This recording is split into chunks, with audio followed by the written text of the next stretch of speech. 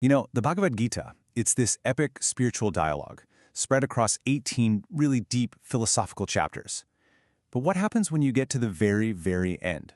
We're about to distill that final, most practical secret from its last chapter, a direct guide for how to actually live your life. So after hundreds of verses on duty, action, and the nature of reality, it all boils down to this. This is the final, beautifully simple instruction. It's not some complex formula you have to solve, but a state of being. And honestly, that simplicity is exactly what makes it so incredibly powerful. Now you might be thinking, isn't that an oversimplification? But no, absolutely not. Think of it like this. All those complex arguments and philosophies were like ingredients being refined. This final instruction is the result of that profound distillation. It's the essence, it's the master key to everything that came before. And notice the huge shift in focus here. The Gita doesn't end with a long checklist of rituals to perform. Not at all. Instead, it asks you to transform your inner world, your consciousness. It's all about who you are being, moment to moment, as you go about your day. Okay, this brings us to something absolutely crucial. This whole spiritual path isn't about forced obedience or just blindly following a set of rules. At its very core, it's about freedom. It's about understanding the complete picture and then making a conscious, empowered choice for yourself. This quote just captures the entire spirit of the teaching, doesn't it? Krishna, the divine guide, lays out all the knowledge, all the possible paths, and then he steps back and says, the choice is yours. He empowers Arjuna, and by extension us, to use our own intelligence and our own will. This isn't dogma, it's a powerful call to conscious self-direction. And this is the central dilemma for all of us, right? We all have to act, we have to work, we have to engage with the world. But so often we get caught in this exhausting cycle of anxiety about success, disappointment with failure, and getting way too attached to the outcomes. Well, the Gita offers a direct solution to this universal human struggle. So what does this actually feel like in real life?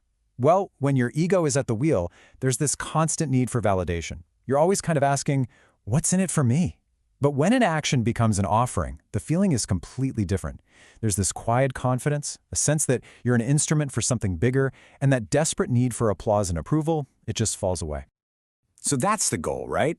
To shift from that ego-driven action to this beautiful idea of action as an offering. But how? How do we actually do it? Thankfully, the Gita gives us a very specific tool for this exact transformation. And that tool is called Buddhi Yoga. Now, Buddhi isn't just your everyday intellect. Think of it more like a higher, intuitive wisdom, an inner compass that sees beyond the ego's super narrow view. It's the part of you that can align your actions with a much deeper purpose. And that's what frees you from the constant push and pull of desire. And this verse, wow, this is the entire practice wrapped up with a bow.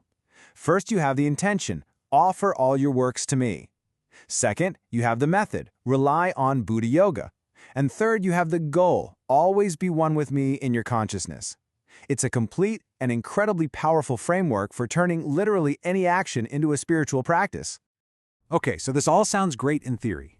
But how do we bring this into our real, messy, day-to-day lives? While we're sending emails, sitting in traffic, or dealing with our families.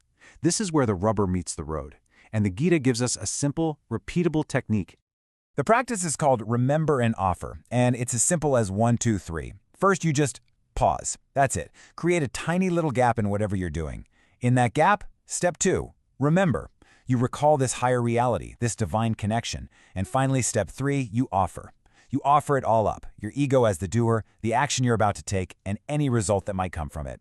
You can do this in 30 seconds, anywhere, anytime. And here is probably the most encouraging part of this entire thing. You're going to forget to do this a lot. I do, we all do. But the practice isn't about achieving perfection. The moment you realize, oh, I forgot, that awareness is the practice. Every single time you remember again, you're strengthening that spiritual muscle. It's all about the return, not about never leaving in the first place. So, what's the payoff? What happens when we really try to live this way? This brings us to the Gita's magnificent conclusion, which isn't another command, but a powerful, empowering promise. Think about it. After walking Arjuna through his absolute darkest doubts and fears, Krishna doesn't end with one last test. He ends with an assurance. He reveals what is basically a fundamental law of the universe. This is what is guaranteed to happen when our individual skillful action aligns with the cosmic divine will. And this is the mic drop, the very last verse of the entire epic. And it's a declaration of total certainty.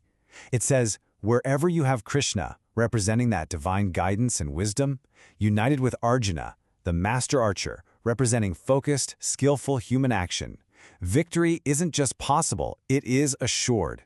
Glory, prosperity, and righteousness are the natural outcomes of this sacred alignment. So let's end with this thought. The Gita started on a battlefield, right? A place of intense conflict and despair. But it ends with this ultimate promise. This reframes everything. It suggests that maybe our biggest challenges, our own personal battlefields, aren't just obstacles to get over. What if they're the perfect arenas for this divine alignment to happen? The very ground where victory is already guaranteed.